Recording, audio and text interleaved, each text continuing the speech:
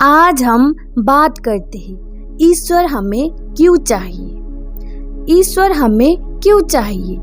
ईश्वर हमें कुछ न कुछ मांगने के लिए चाहिए, क्योंकि हम हर समय कुछ न कुछ मांगते ही रहते हैं। आपको पता है हमें ईश्वर क्यों दिखाई नहीं पड़ते? क्योंकि हम सब मांगने के लिए खड़े होते हैं और हमारा मांगना हमारे लिए ही अपशगुन हो जाता है, हमारे लिए ही बुरा बन जाता है। इसलिए ईश्वर हमें दिखाई नहीं पड़ते हैं। हमारे अंदर लोभ, लालच, ईर्ष्या, अहंकार, कामना भरपूर है, इसलिए ईश्वर हमारे सामने दिखाई नहीं पड़ते हैं। ईश्वर से हमें प्रेम थोड़ी ना है कि हम प्रेम के खातिर उनसे मिलना चाहते हैं। ईश्वर तो सब हमें अपनी इच्छा पूर्ति के लिए चाहिए। हम अपनी लोभ और लालच को हटा दे तो तभी ईश्वर प्रकट हो जाते हैं। हम ईश्वर को कुछ भी मांग लेते हैं जो हमारा हित का भी नहीं होता है, इसलिए ईश्वर हमें दिखाई नहीं पड़ते हैं। जब हम प्रेम देने लायक बन जाते हैं, लोभ लालच हट जाता है और मन एकदम शांति धारण करता है। जब हमें किसी भी चीज का कोई भी कुछ भी आशा नहीं रहता, तब पता चल जाता है ईश्वर तो मेरे साथ ही थे, हर जगह थे, हर जगह मौजूद ही है। संसार में हमारा परिवार होता है, इसी के चलते हम कभी दुख कभी सुख का अनुभव करते हैं, कभी बहुत खुशी का भी अनुभव करते हैं।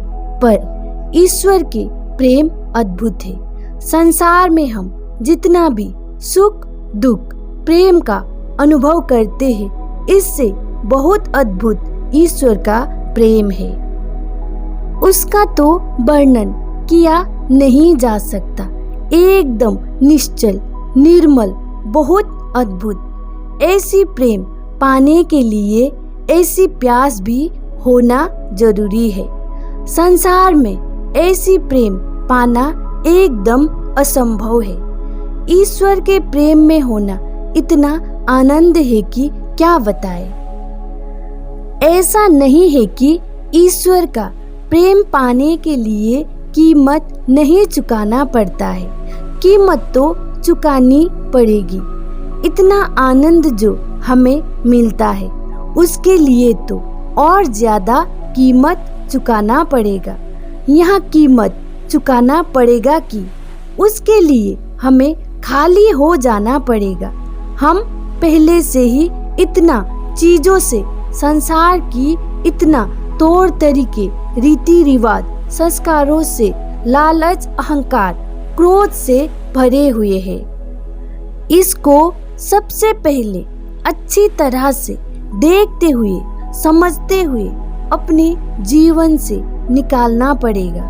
पूरा का पूरा खाली हो जाना पड़ेगा। हमने जीवन में जितना भी ज्ञान जाना हुआ जैसा लगता है, सबको छोड़ देना पड़ेगा।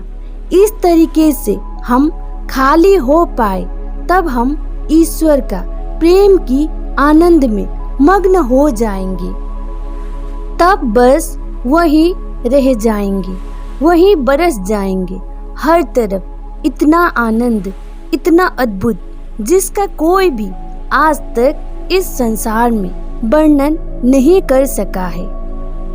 जिसको सच में प्रेम चाहिए और जो हर जगह संसार में प्रेम खोज रहा है, जिसको सच में खुद से प्यार है, जिसको खुद से प्यार है, वही संसार को भी प्यार करता है, वही दूसरों का भावनाओं का कदर करता है, वही दूसरों का सुख दुख का कदर करता है। अपने आसपास जितने भी ऐसे लोग हैं, सबको जितना हो सके सहयोग करता है। कुछ नहीं कर पाया तब भी उनके दुख में दुख जाहिर करता है और साथ खड़े होने की हौसला देता है। पर वहाँ इंसान देखता है कि जब उसके जीवन में भी ऐसा कुछ घड़ी आ जाता है, तब उसको भी ऐसा साथ की जरूरत पड़ता है, किसी की सहयोग का जरूरत पड़ता है। तब पता चलता है कि कोई साथ है ही नहीं, सब अपने स्वार्थ के लिए ही साथ होते हैं। दोस्त कहो, परिवार कहो, सगे संबंध कहो, कोई भी हो, सब दूर भाग जाते हैं। जो नजदीक से नजदीक होते हैं वहाँ भी दूर खड़े होते हैं। तब जीवन में आसपास छलिया, चालबाज, धोखेबाज इंसान ही नजर आता है। मुखौटा पहने हुए इंसान है हर कोई, जो इससे पहले पता ही नहीं होता है। पर यहाँ सब जो भी होता है अच्छे के लिए ही होता है, क्योंकि हम प्रेम के प्यासे हैं। इसके लिए ईश्वर हमें संसार के सब चीजें दिखा देते हैं। लोग कैसे होते हैं, आसपास कैसा माहौल है, हम जिसे करीबी मानते हैं वहाँ कैसा है। तुम इन सब से प्यार पाना चाहते हो, इन सब से नजरें हटाओ, प्यार का उम्मीद छोड़ दो। यहाँ समझाने की कोशिश में ईश्वर हमें इतना दुख तकलीफ का सामना कराते हैं। अपनी आंखें खोलने के लिए ईश्वर हमें ये समझ देते हैं कि तूने किस किस से आस लगाए रखे हो। जो खुद भिखारी है, जो खुद 10 मुखौटा पहन के चलता है, संसार में इससे तुम आस लगाकर बैठे हो, यहाँ बताने के लिए दौड़ाते हैं। संसार में दुख तकलीफ से गुजारते हैं, पर कभी वहाँ इस तरीके से गिरने नहीं देते कि जहाँ से उठ ही नहीं सकते। जब हम यहाँ सब जान चुके होते हैं, समझ जाते हैं, तब कुछ ना बोलकर शांत हो जाते हैं। किसी को ना बुरा ना अच्छा कुछ नहीं, बस चुपचाप। तब ईश्वर बरस जाते हैं, तब ईश्वर खुद में ही प्रकट हो जाते हैं। तब ईश्वर का प्रेम के आगे कुछ भी सार्थक नहीं है, सब बेकार है। वहाँ तो पहले से ही थे, पर हमने कभी उन्हें पुकार ही नहीं लगाई, उनकी तरफ देखा ही नहीं, अपने भीतर जाकर कभी देखा ही नहीं। संसार में ही हम ढूंढने निकले प्रेम को, जो हमें तृप्त कर दे। ऐसा प्रेम हमें संसार में कभी भी किसी भी चीज में कभी नहीं मिलेगा। ऐसा प्रेम कभी भी नहीं मिलेगा। संसार में कुछ भी मिल जाए, पर ये प्रेम, ये आनंद कभी नहीं मिलेगा। इतना निर्मल, इतना आनंद, इतना निश्चल, इतना निर्दोष, इस प्रेम के लिए हम अपना शरीर भी छोड़ने के लिए राजी हो जाते हैं। इतना प्रेम।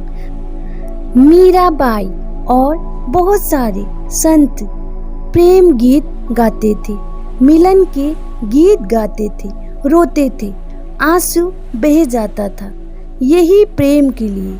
जब ऐसी आनंद आ जाता था जीवन में, जब ऐसी मिलन हो जाता था, पर जब कभी लगता था कि ईश्वर दूर हो गए, वहाँ आनंद से हम छूट रहे हैं, तो फिर उस आनंद के लिए ईश्वर से मिलने की चाहत में ऐसा गीत निकल जाता था। वहाँ सब संसार को ही भूल गए, बस उसी प्रेम में मग्न रहने लगे। उसके लिए यहाँ संसार कुछ भी नहीं था। हीरे मोती, ऐशो आराम सब मिट्टी बराबर था। उस प्रेम का एक पल का झलक में संसार की सब चीजें छोड़ सकते थे।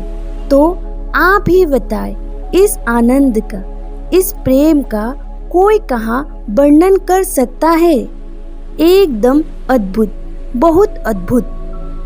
यहाँ आनंद, यहाँ प्रेम, यहाँ ईश्वर तो हमारे पास है, हमारे साथ ही है, हमारे भीतर ही है। फिर भी यहाँ आनंद में आनंदित होने के लिए, यहाँ प्रेम में प्रेममय होने के लिए, यहाँ प्रेम में मग्न होने के लिए हमें गुजरना तो संसार से ही है। यहाँ जो तकलीफें हैं, उतार चढ़ाव, तमाम तरीके के संघर्ष, यहाँ सब भी बहुत जरूरी है। यहाँ सब होकर ही हम घूम फिर के अपने तक पहुँचेंगे।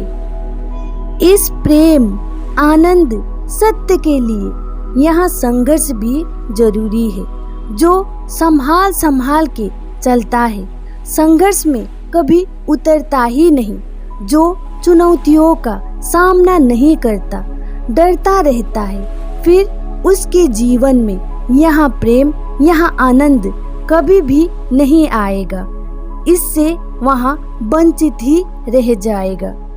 हम मांगते ही रहते हैं, इसलिए यहाँ प्रेम, ऐसा आनंद हमें कभी नहीं मिलता है। हम मांगना छोड़कर ईश्वर को, हम खुद को समर्पण कर दे और खुद प्रेम से भर जाए तो ईश्वर हम अपने अंदर ही पाएंगे।